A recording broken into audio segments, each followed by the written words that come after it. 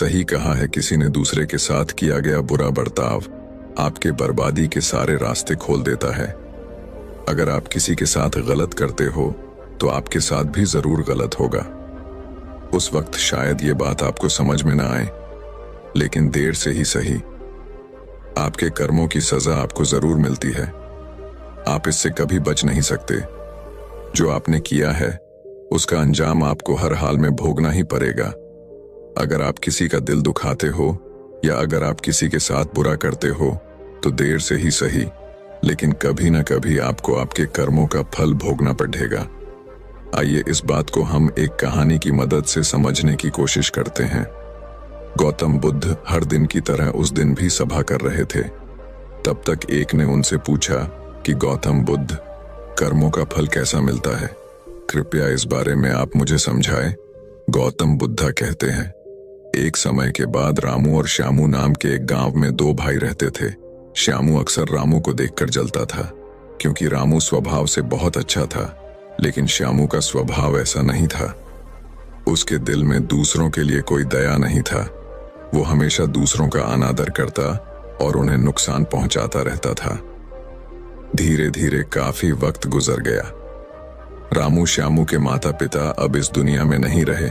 रामू ने खूब अच्छे से उनका अंतिम संस्कार किया और गांव वालों को भोजन के लिए आमंत्रित किया और ब्राह्मणों को दान दक्षिणा देकर उनको विदा दिया। वो हर साल माँ बाप की बरसी के लिए हर साल पंडितों को दान देता और भोजन कराता, लेकिन श्याम को यह बात पसंद नहीं। वह उसे अभी भी देखकर जलता। अगले साल रामू ने राजा को बुलाया और राजा के सामने पूरे गांव को खाना खिलाया और दान दिया ताकि उसे माँ बाप स्वर्ग में खुश रह सके। ये सब देखकर राजा श्याम से बोलते हैं, श्यामू, तुम्हारा भाई तुम्हारे माँ बाप के लिए इतना कुछ करता है, तुम ये सब क्यों नहीं करते? क्या तुम्हें समझ नहीं है कि तुम भी अपने माँ बाप के लिए कुछ ऐसा ही करो? श्याम में कुछ नहीं बोला और वहां से चला जाता है। वो इस बात को लेकर गुस्सा होता है कि आज रामू की वजह से उसकी राजा ने बेइज्जती कर दी। वो अपने अपमान का बदला लेने के बारे में सोचता है और अगले दिन एक ढोंग करना शुरू करता है। नगर के सामने जोर जोर से चीखने लगता है, मेरे माँ बाप मेरे सपने में आए थे, वो स्वर्ग में खुश नहीं हैं। वो चाहते हैं कि कोई उन्हें वहां जाके खाना बना के खिलाए, वो तभी खुश रहेंगे। उन्होंने मुझे सपने में कहा था, जो रामू को मेरे पास भेज दो, वो उनकी बहुत सेवा करता है, वो इसके साथ बहुत खुश रहेंगे। राजा कहते हैं, ये तो अच्छी बात है, लेकिन इसके लिए तो रामू को मरना पड़ेगा। रामू को सब समझ आता है ये सब कहीं ना कहीं उसको फंसाने की चाल है, लेकिन वो कहता है, चलो इसी बहाने मैं जरूर सेवा करके दिखाऊंगा। रामू मरने को तैयार हो जाता है। वो राजा से कहता है, राजा, आप अगले दिन नदी किनारे एक नाव का बंदोबस्त कराए। मैं नाव से कूदकर नदी में अपनी जान दे दूंगा और फिर मैं स्वर्ग में जाके माँ बाप की सेवा करूंगा। राजा कहते हैं, ठीक है। अगले दिन ये सारे बंदोबस्त कर दिए जाएंगे। रामू नदी से कूद जाता है और सारे गांव में सबको पता लग जाता है कि अब राम इस दुनिया में नहीं रहा। अब वो भी माँ बाप की सेवा करने के लिए स्वर्ग चला गया। श्यामा बहुत खुश था कि उसका इकलौता भाई दुनिया में नहीं रहा। जो भी राजपाट और जमीन है, अब वो सब उसका मालिक बनेगा। धीरे धीरे काफी दिन गुजर चले। एक दिन अचानक से राजा के दरबार के बाहर रामू बैठा होता है और जोर जोर से रो रहा होता है। राजा के सिपाही दरबार में ले जाते हैं और बोलते हैं, ये चमत्कार कैसे हुआ? तुम जिंदा कैसे हो? ये सब क्या बला है? फिर राम बताता है, मैं स्वर्ग में गया था, मैंने वहां देखा, लेकिन मेरे बाबा अब भी खुश नहीं हैं। वो मेरे पे गुस्सा हो रहे थे। उन्होंने मुझसे बोला, तुम्हें वैसे खाना बनाने भी नहीं आता तुमसे। अच्छा तो श्याम है, वो अच्छा खाना बनता है, इसलिए तुम जाओ और तुम उसे भेज दो। राजा श्याम को बुलाते हैं और सारी बात बता देते हैं कि तुम्हारे भाई ने तुम्हारे माँ बाप के लिए इतना त्याग किया है, लेकिन अब तुम्हारी बारी है। क्या तुम उनके लिए ऐसा कुछ नहीं करोगे? श्याम को अब ना चाहते हुए भी आखिर ये काम करना ही पड़ा है। अगले दिन फिर से सारी तैयारी कराई जाती है, लेकिन राम ने सोचा कि अगले दिन मैं जाऊंगा ही नहीं। अगले दिन मैं शहर छोड़कर कहीं चला जाता हूं। फिर राम ने राजा को सारी बात बता दी थी। दरअसल वो जिंदा कैसे बचा, उसने पहले ही मछुआरे से अपनी बात कह रही थी कि वो उसकी जान बचाएगा। मछुआरे उसकी जान बचाई और वो 1 महीने तक नगर के बाहर रखा और सही वक्त आने पर राजा के दरबार में उपस्थित हुआ। वो वैसा सिर्फ उसको सबक सिखाने के लिए करना चाहता था। राजा बोले, चलो अच्छी बात है, लेकिन उधर श्यामनगर छोड़ने का प्लान बना चुका था कि अगली सुबह वो वहां नहीं जाएगा। वो रात के अंधेरे में घर छोड़कर भाग लेता है। सिपाही उसे देख लेते हैं और उसे रोकते हैं।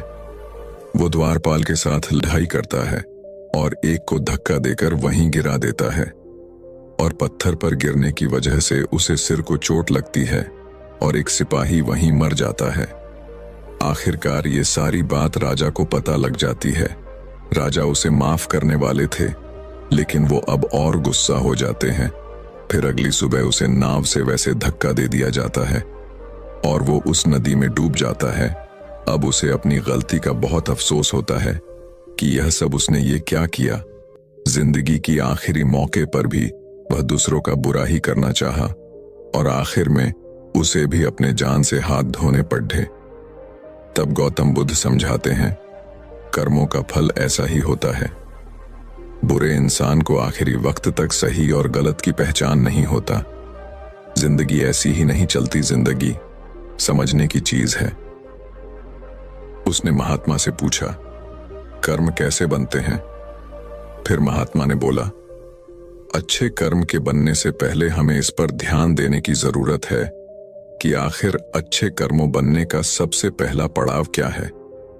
मनुष्य के द्वारा किए जाने वाले सभी कर्म उसके विचारों से निर्मित होते हैं।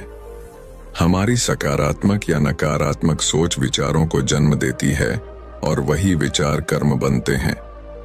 इस तरह सोच सकारात्मक होने पर ही अच्छे कर्मों का निर्धारण हो सकता है। उसने फिर महात्मा से पूछा, पाप का फल कब मिलता है? फिर महात्मा ने बोला, पाप का फल किए गए कर्म पर निर्भर करता है। यदि आपके द्वारा किए गए कार्य बुरे हैं और वो अच्छे कर्मों की तुलना में अधिक है, तो इसका फल आपको अगले जन्म में भोगना पड़ेगा। यदि बुरे कर्म कम है तो इसका भुगतान आपको इसी जन्म में करना होगा। इस प्रकार यह चक्र चलता रहता है। जब तुम जिंदगी को समझते हो तब तुम खुद को समझ पाते हो। तुम तभी देखोगे कि इस दुनिया में जितने भी जीव जंतु, पेड़ पौधे हैं, सब तुमसे जुड़े हैं। उनकी रक्षा करना, उनके बारे में अच्छा सोचना और उनका भला करना भी तुम्हारी जिम्मेदारी है। जब तुम दूसरों के लिए अच्छा करते हो तो बदले में तुम्हारे लिए भी अच्छा होता है। लेकिन जब तुम किसी दूसरे का बुरा करते हो और तुम्हें लगता है कि तुम्हारे साथ बुरा नहीं होगा, और हो सकता है कि शायद उस वक्त तुम्हारे साथ बुरा ना भी हो, लेकिन ऐसा कुछ नहीं, कभी ना कभी तुमको उसका हर्जाना भुगतना ही पड़ता है। इसीलिए तुम्हें यहाँ पे किसी का बुरा करने का कोई हक नहीं है। तुम्हें यहाँ पे किसी के साथ गलत व्यवहार करने का कोई हक नहीं है, क्योंकि कर्मों का फल कभी न कभी मिलता ही है। रमेश की पत्नी को बहुत गुस्सा आता था और वो गुस्से में किसी को कुछ भी बोल देती थी, लेकिन ज्यादा गुस्सा और फालतू बोलने की वजह से कभी कभी उसके घर वालों को काफी दुख होता था कि उसे इतनी भी समझ नहीं है कि गुस्से में क्या बोलना चाहिए और क्या नहीं बोलना चाहिए। लेकिन गुस्सा करने के बाद जब उसका गुस्सा शांत होता तब वो आके माफी भी मांगती कि मेरे से बहुत बड़ी गलती हो गई, मुझे क्षमा करें, आगे से मैं ऐसा बिल्कुल नहीं करूंगी। लेकिन इतना करने के बाद भी उसका गुस्सा कभी खत्म नहीं होता था और वह हर छोटी छोटी बात पे गुस्सा और हर छोटी छोटी बात पे चीजों को काफी गुस्से के बोल ना उसकी आदत बन गई थी। उसके गुस्से से उसके घर वाले बहुत परेशान थे और ना चाहते हुए भी इसका इलाज उनको नहीं मिल रहा था। एक समय के बाद गांव के एक व्यक्ति ने उन्हें बताया कि नगर में एक महात्मा आए हुए हैं। सुना है उनके पास हर समस्या का समाधान है। आप सब क्यों ना अपनी बहू को लेके उन महात्मा के पास जाइए, क्योंकि वो सुना है कि वो हर समस्या का समाधान बड़ी ही आसानी से और सरलता से बता देते हैं। अगर आप सब वहां पे जाएं, तो निश्चय ही आपकी समस्या का समाधान मिलेगा। इतना सुनते ही उसके घर वाले उसको लेके उस महात्मा के पास चले गए। चलते चलते वो थक गए और शाम में हो गई, क्योंकि उनका आश्रम बहुत दूर था। देर शाम होते होते वो महात्मा के आश्रम में आखिरकार पहुंच ही गए। महात्मा के आश्रम में जाकर देखा तो वो सभा कर रहे थे और लोगों को प्रवचन दे रहे थे। सभा खत्म होने के बाद उन्होंने महात्मा से पूछा कि महात्मा, ये मेरी बहू है, इसे बहुत गुस्सा आता है, कृपा करके इसका कोई समाधान बताएं, क्योंकि इसे बहुत गुस्सा आता है और फिर जब गुस्सा आता है तब यह किसी को नहीं देखती। सच झूठ, सही गलत की इसे कोई समझ नहीं रहता। बस मन में जो आता है ये बोल देती है और बाद में माफी भी मांगती है, लेकिन अपनी आदत कभी नहीं सुधारती। आप ही बताइए कि भगवान, हम कैसे क्रोध को नियंत्रित करें? कृपया हमें इसका उपाय बताएं। महात्मा मुस्कुराए और बोले, एक कहावत है, क्रोध से पहले सोचो, उसे दोबारा उगलने से रोको। उन्होंने बोला, इसका क्या मतलब है? आप जरा खुल के ही बताइए, हमें ये बात समझ में नहीं आ रही। महात्मा फिर मुस्कुराए और बोले, मैं तुम्हें एक कहानी सुनाता हूं। ये कहानी निश्चय ही तुम्हारे सवालों के सारे जवाब दे देगी। एक समय की बात है, एक छोटे से गांव में एक बुढ़िया रहती थी। उनका नाम धन्या था। धन्या बहुत ही प्यारी और दयालु महिला थी, लेकिन एक समस्या उनके गुस्से की थी। वे छोटी छोटी बातों पर बहुत जल्दी गुस्सा हो जाया करती थीं। जब उसे गुस्सा आता तो कभी नहीं देखती उसके सामने कौन है और कौन नहीं। वो सबको गुस्से में अपने से छोटा ही समझती थी। बुढ़िया जितनी गुस्सैल थी उतनी ही लालची थी। उसके मन में धन और पैसों को लेकर अपार लालच था। एक समय बुढ़िया के पास खाने को कुछ नहीं बचा और वो पैसे भी नहीं कमाना नहीं चाहती थी, तो उसके मन में तरकीब सूझी। उसे याद आया, गांव में मेला लगा है, क्यों ना इस मेले से कुछ लाभ लिया जाए। धन्या ने सोचा कि यह एक अच्छा मौका है कि उनके गुस्से को कुछ सीख मिले। उन्होंने गांव के लड़कों को बुलाया और कहा, मेरे पास एक चुटकुला है, अगर तुम मुझे हंसाओगे तो मैं तुम्हें एक सिक्का दूंगी, लेकिन अगर तुम मुझे हंसा ना पाओगे तो तुम्हें मुझसे 2 सिक्के देने होंगे। अब बुढ़िया अंदर ही अंदर बहुत खुश हो रही थी कि इन बच्चों को बेवकूफ बना के अब मैं पैसे भी कमा लूंगी और मेरा काम भी चल जाएगा। इन्हें भला क्या पता लगता है, बच्चे तो वैसे ही चुटकुला से हंसते हैं। लड़के राजी हो गए। धन्या ने चुटकुला सुनाना शुरू किया, परंतु उनकी बुद्धि इतनी तेज थी, वे सब उस बुढ़िया के बारे में अच्छी तरह जानते थे कि वो लोगों को बेवकूफ बनाती है और वो धन की कितनी लालची है। इसलिए सभी लड़के मिलकर पहले से ही प्लान बना लिए थे कि हमें इसके चुटकुले पर हंसना नहीं है और जो मर्जी हो जाए, हमें बेवकूफ नहीं बनना है। बुढ़िया ने उन लड़कों से पूछा, क्या तुम सभी तैयार हो? लड़कों ने जवाब दिया, हाँ बिल्कुल, हम सब तैयार हैं, आप चुटकुला सुनाओ। फिर बुढ़िया ने एक मजेदार चुटकुला सुनाया, लेकिन किसी भी लड़के ने थोड़ी सी भी हंसी नहीं निकाली। बुढ़िया थरी सहमी, लेकिन उसे 2 सिक्के डबल देने थे, इसीलिए उसने दे दिया। उसके मन में उपाय आया। उसने मन ही मन सोचा, अगले बार वो इससे भी बेहतर चुटकुला सुनाएगी और पक्का सबको हंसा के ही मानेगी। इस बार बढ़िया ने फिर एक चुटकुला सुनाया, लेकिन इस बार भी कोई लड़का नहीं। अब बढ़िया थोड़ा गुस्से में आ गई। वो जितनी बार भी चुटकुले सुनाती, गांव में से कोई भी लड़का नहीं हंसता। वे फिर सब धन्या के चुटकुले पर हंसने के बजाय अपनी हंसी को दबा लिया। उसके बाद धन्या ने एक बार फिर कोशिश की और फिर बार बार, लेकिन हर बार उनके पास 2 सिक्के देने ही पड़े। अब उसके पास कोई चारा नहीं बचा। अंत में बुढ़िया ने जितने भी सिक्के लिए थे उन लड़कों को दे दिए और वहां से रोते रोते चली गई। उसने सबक लिया कि आज के बाद वो गुस्सा करना छोड़ देगी। इससे धन्या ने सीख ली कि गुस्सा करने से केवल नुकसान होता है। उन्होंने गुस्से को कम करने का निर्णय लिया और अब उनके गुस्से की बारीकी से संभाल रखते थे। उन्होंने समझ लिया कि हंसी और प्रेम के माध्यम से वे अपने आप को और अपने आसपास के लोगों को खुश रख सकती थीं। उसकी ज्यादा लालच और ज्यादा बोलने की वजह से उसने खुद के पैर पे कुल्हाड़ी मारी थी और अब उसने सभी सारा कुछ गंवा दिया। उसके पास अब पश्चाताप करने को भी कुछ नहीं बचा। अंत में वो खाली हाथ घर को लौट गई। इस कहानी को सुनकर लड़की के माँ बाप ने बोला, महाराज अब आप ही बताइए, गुस्सा को आखिर कम कैसे किया जाए? आप जो बोलेंगे हम निश्चय ही करेंगे। संत ने कहा, अब मैं तुम्हें जो बातें बताने जा रहा हूं उसे तुम ध्यान से सुनो, क्योंकि यह बातें तुम्हारी जिंदगी बदलने वाली है।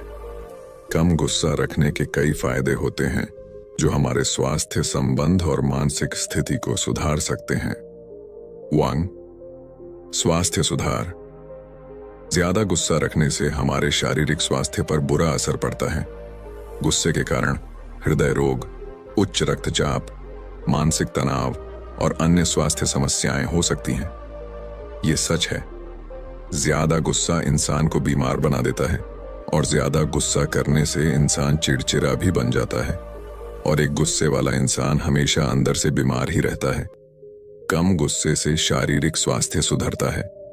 इसीलिए अगर तुम्हें स्वस्थ रहना है और इन सारी बीमारियों से बचना है तो तुम्हें कम गुस्सा करने की आदत डालनी चाहिए। 2. बेहतर संबंध। अधिक गुस्से से आसपास के लोग हमसे दूर हो जाते हैं।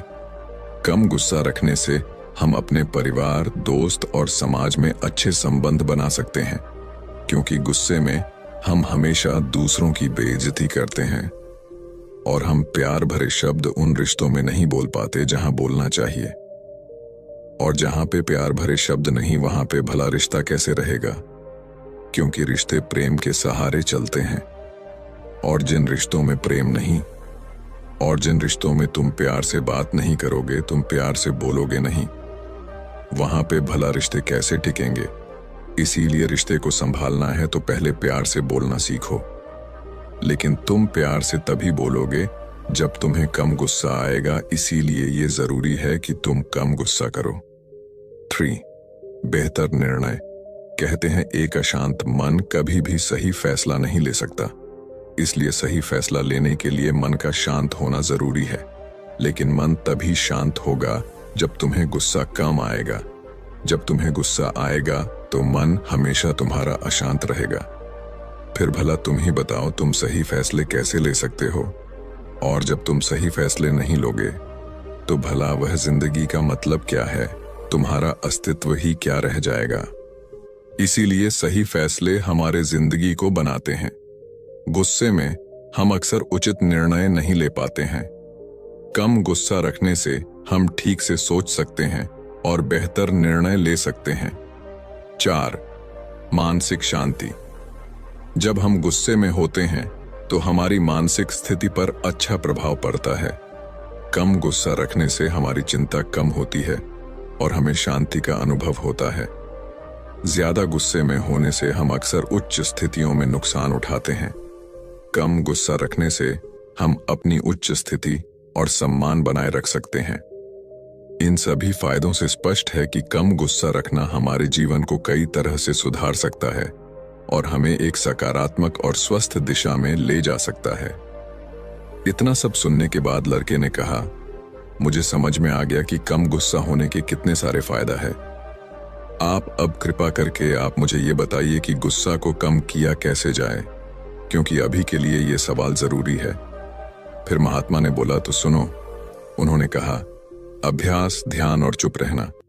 अगर तुम तीनों चीजों को करोगे तो तुम निश्चय ही गुस्से पर विजय पालोगे। जब भी तुम्हें लगे कि तुम गुस्सा करने वाले हो तो तुम बस 10 सेकंड के लिए बोलने से पहले चुप रहो। अपने मन को यही बताओ और समझाओ कि तुम 10 सेकंड तक कुछ नहीं बोलोगे। उसके बाद तुम वहां से हो सके तो चले जाओ। गुस्से में अगर तुम उस जगह को छोड़कर कहीं और चले जाते हो तो तुम निश्चय ही उस पर विजय पालोगे और बिना कुछ बोले तुम वहां जीत जाओगे। और ये तभी होगा जब तुम ध्यान करोगे और जब तुम हर दिन इस बात का प्रयास करोगे। अगर तुम ऐसा कर पाते हो तो तुम्हारी विजय निश्चित है। फिर उस लड़के ने महात्मा, उसके जीवन सच में बदल गई।